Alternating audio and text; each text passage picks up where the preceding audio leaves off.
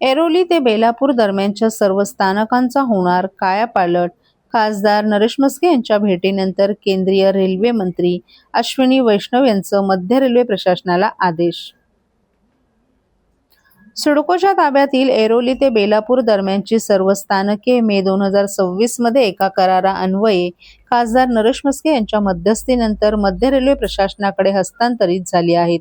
येथील रेल्वे स्थानकांची विकासकामं करण्याची जबाबदारी आता मध्य रेल्वे प्रशासनाची असून या रेल्वे स्थानकांमधील विकासकामे तात्काळ मार्गी लावून प्रवाशांना मूलभूत सुविधा मिळाव्यात या मागण्यांसाठी आज ठाणे लोकसभेचे खासदार नरेश म्हस्के यांनी केंद्रीय रेल्वे मंत्री अश्विनी वैष्णव यांची नवी दिल्लीत भेट घेतली. अश्विनी वैष्णव यांनी मध्य रेल्वेच्या अधिकाऱ्यांना ही विकास कामे तातडीनं करण्याचे निर्देश दिलेत. मध्य रेल्वे आणि सिडको प्रशासन यांच्यातील समन्वयाच्या अभावामुळे गेली अनेक वर्ष नवी मुंबईकर रेल्वे प्रवाशांचे प्रचंड हाल होत होते. खासदार नरेश म्हस्के यांनी याची गंभीर दखल घेत दोन्ही प्राधिकरणातील अधिकाऱ्यांचा समन्वय घडवून आणत मे 2026 मध्ये एका कराराअन्वये सिडकोच्या अखत्यारीतील सर्व स्थानके मध्य रेल्वेकडे हस्तांतरित झाली.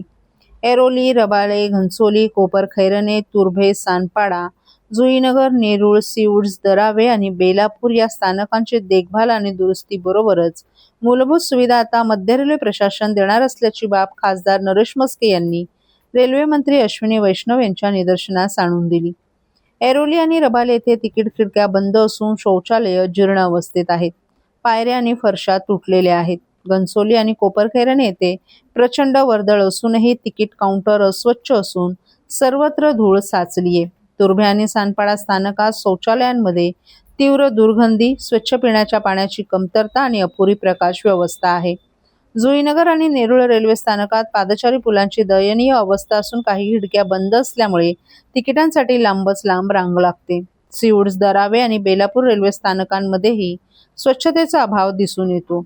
सर्व स्थानकातील पायऱ्या आणि पादचारी पुलांची, बसण्याच्या बाकांची तात्काळ दुरुस्ती करावी. शौचालयांचं नूतनीकरण, 24 तास स्वच्छता, पाणी पुरवठा सुनिश्चित करावा. सर्व तिकीट खिडक्यांचे नियमित संचालन व्हावं. सुरक्षा आणि पुरेशी प्रकाश योजना असावी. रात्रीच्या सुरक्षेसाठी रेल्वे पोलिसांची गस्त वाढवावी.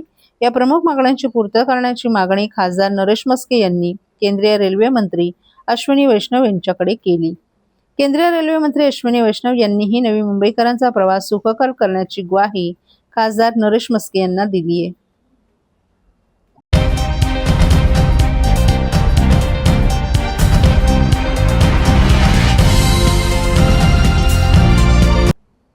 वसई विरारमध्ये बनावट 1 कोटी रुपयांची रोकड जप्त, मीरा रोड गुन्हे शाखेची कारवाई.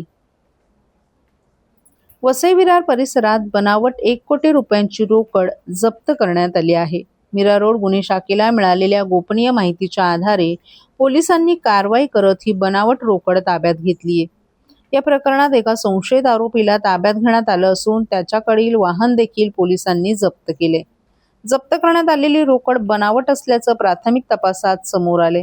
या प्रकरणाचा पुढील तपास मीरा रोड पोलिसांकडून सुरू असून बनावट नोटांचा स्रोत आणि या प्रकरणामागे आणखीन कोणाचा सहभाग आहे का याचा तपास केला जात आहे.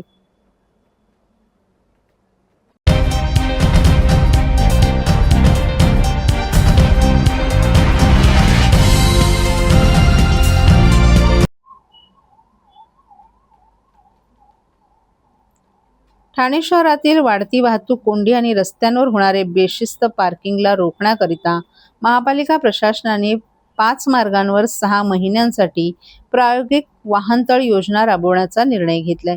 यानुसार घोडबंदर भागातील मार्गांवर 1800 वाहनं उभी करण्यासाठी जागा निश्चित करण्यात येणार असून या ठिकाणी वाहनं उभी करण्यासाठी शुल्क आकारलं जाणार आहे. नियम मोडून वाहन उभं केल्यास 5 पट दंड आकारला जाणार आहे. ठाणे महापालिकेनं 2013 मध्ये वाहनतळ धोरणाला मंजुरी दिली होती. त्यावेळी 177 रस्त्यांवर 9855 वाहनतळ जागा निश्चित करण्यात आल्या होत्या. 2015 आणि 2016 मध्ये वाहनतळ शुल्कालाही मंजुरी देण्यात आली होती. आधुनिक वाहनतळ व्यवस्था उभारण्यासाठी खासगी संस्थेला काम देण्याचा प्रयत्न झाला. त्यासाठी 18 कोटी रुपयांच्या खर्चासही मंजुरी देण्यात आली होती. मात्र निविदा अंतिम झाली नसल्यामुळे हा प्रस्ताव मागे पडला. 2021 मध्ये पुन्हा हाच प्रस्ताव प्रशासनाने पुढे आणला. मात्र सखोल अभ्यासासाठी तो तहकूब करण्यात आला. आता प्रशासनानं पुन्हा प्रायोगिक तत्वावर ही योजना सुरू करण्याचा निर्णय घेतलाय. 6 महिन्याच्या प्रयोगातून मिळालेल्या अनुभवाच्या आधारे संपूर्ण ठाणे शहरासाठी वाहनतळ धोरण तयार केलं जाणार आहे. 6 महिन्यांसाठी प्रायोगिक वाहनतळ योजना राबवण्याकरिता घोडबंदर भागातील मार्गांवर 1800 वाहनं उभी करण्यासाठी जागा निश्चित करण्यात येणार आहे. यामध्ये पातलीपाडा चौक ते रोडाच एन्क्लेव्ह, TCS, निसर्ग तपोवन ते ऋतू इस्टेट, वाघबीळ चौक ते भूमी एकर, ब्रह्मांड फेज 8, ब्रह्मांड पातलीपाडा जोड रस्ता आणि मेपल ते फॉरेस्ट ॲव्हेन्यू या मार्गांवर ही योजना राबवण्यात येणार आहे.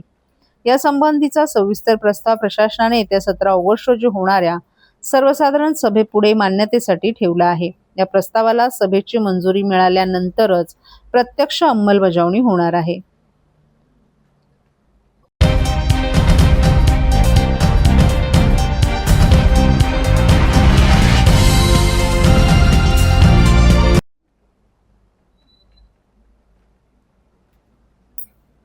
स्टेशन परिसरातील उर्मट रिक्षा चालकांना वठणीवर आणण्यासाठी आमदार संजय केळकर यांची वाहतूक शाखेच्या उपायुक्तांशी चर्चा. ठाणे स्टेशन परिसरातून रोज लाखो प्रवासी प्रवास करत असून तेथील उर्मट रिक्षा चालकांमुळे प्रवाशांची गैरसोय होत आहे. याबाबत आमदार संजय केळकर यांनी संबंधित अधिकाऱ्यांशी चर्चा करून महत्त्वाच्या सूचना केल्यात. तसंच बुधवारी या परिसराची अधिकाऱ्यांसमवेत पाहणी करणार असल्याचं त्यांनी सांगितलं. भाजपच्या खोपट येथील कार्यालयात आयोजित जनसेवकाचा जनसंवाद या कार्यक्रमात आमदार संजय केळकर यांनी ही माहिती दिली. ठाणे रेल्वे स्थानक परिसरातून रोज 9 लाख प्रवासी प्रवास करत असून त्यांना काही बेशिस्त रिक्षा चालकांचा त्रास नाहक सोसावा लागतो. हे रिक्षा चालक उर्मटपणा करतात, शिवाय अधिकाऱ्यांनाही जुमानत नाहीत. याबाबत नगरसेविका नम्रता कोळी आणि उषा वाघ यांनी तक्रारी केल्या असून बुधवारी अधिकाऱ्यांसोबत येथील पाहणी करणार असल्याचं केळकर यांनी सांगितलं. येथे इमर्जन्सी वाहनांकरिता सुरू केलेल्या मार्गिकेमध्ये इतरही रिक्षा चालकही घुसखोरी करतात. त्यामुळे प्रवाशांना अडथळा निर्माण होतो. त्यामुळे ही मार्गिका बंद करण्याची सूचना अधिकाऱ्यांना केल्याचंही केळकर यांनी सांगितलं. वागळे स्टेटमध्ये अंमली पदार्थांचं सेवन कॉलेज विद्यार्थी करत असल्याचा प्रकार उघडकीस आला असून तेथील नगरसेवक अमित सरैया आणि सुरेश कांबळे यांनी निवेदन दिले. याबाबत बोलताना केळकर यांनी संताप व्यक्त केलाय. शाळा कॉलेजच्या आवारात जर अंमली पदार्थ मिळत असतील आणि अधिकारी कारवाई करत नसतील तर ती चिंतेची बाब आहे. सहआयुक्तांशी याबाबत बोलणं झालं असून कारवाई होणार नसेल तर भाजपला रस्त्यावर उतरावं लागेल असा इशारा केळकर यांनी दिलाय. गेली 4 वर्ष हुक्का पार्लर चळवळ राबवत असून आता ड्रग्ज विरोधात देखील नागरिकांना बरोबर घेऊन चळवळ सुरू करणार असल्याचं केळकर यांनी सांगितलं. महात्मा फुले मार्केटच्या मागे मोकळ्या जागेत 10,000 चौरस फुटाच्या जागेत अतिक्रमण झालं असून अधिकाऱ्यांना तात्काळ पाहणी करून कारवाई करण्याच्या सूचना केल्याचंही केळकर यांनी सांगितलं. 9 लाखाच्या वर कम्युटर्स रोजच्या रोज प्रवास करतात आणि ज्यावेळेला ते स्टेशनवर उतरतात त्यावेळेला त्यांना जर सहज आणि योग्य पद्धतीने शिस्तबद्ध पद्धतीने रिक्षा उपलब्ध झाली नाही तर त्यांना तासनतास बराच वेळ त्या ठिकाणी त्यांना वेटिंगला राहायला लागतं आणि त्या ठिकाणी अंधाधुंदपणे त्या ठिकाणी हे काम चालू आहे. काही रिक्षावाले जसे प्रामाणिक आहेत, योग्य पद्धतीने वागणारे, तसे काही रिक्षावाले हे त्या ठिकाणी दादागिरी करून उर्मटपणे त्या ठिकाणी प्रवाशांशी पण वागतात, अधिकाऱ्यांनाही जुमानत नाही.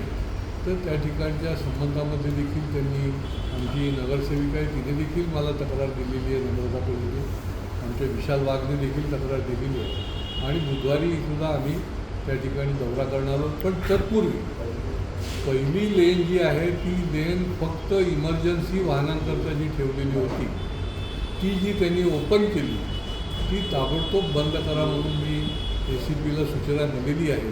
कारण की त्या ठिकाणी ते लोक दुसरे रिक्षावाले जे आहेत ते बस्तान ठोकतात आणि त्या ठिकाणी अडथळा निर्माण होतो आणि त्या ठिकाणी मनमर्जीप्रमाणे लांबच्या भाड्यांना तिथे मागणी केली जाते. ते देखील पुढच्या काळामध्ये त्याचा बंदोबस्त पहिली लेन जी आहे ती बंद केली जाणार आहे.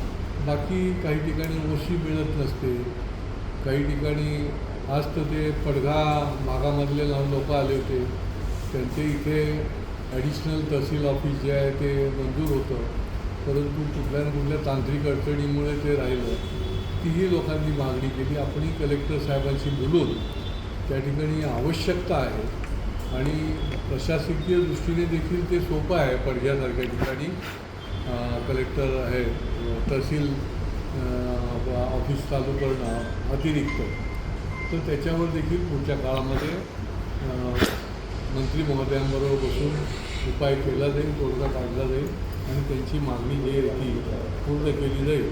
असे निरनिराळ्या भागातल्या काही स्वच्छतेचे विषय आहेत, काही शालेय विषय आहेत, काही व्यक्तिगत विषय घेऊन नेहमीप्रमाणे लोक आले होते आणि पुढच्या काळामध्ये देखील त्यांची जी न्याय्य समस्या असेल तर ती सोडवण्यासाठी आम्ही देखील पुढच्या काळातही कटिबद्ध आहोत.